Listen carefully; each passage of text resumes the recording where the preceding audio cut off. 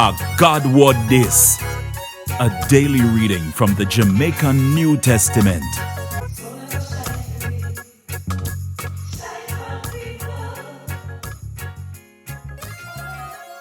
Hey, greetings everyone. Welcome back to this channel where every day there's a reading from the Jamaican New Testament every morning at 5.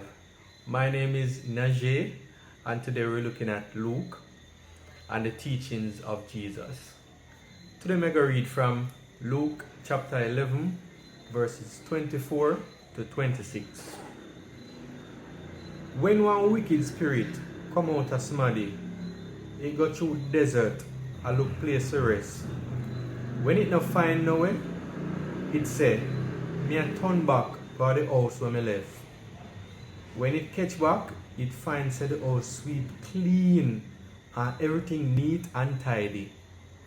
The demon see that and go find 7 more spirits were worse than him, and the whole of them go live there.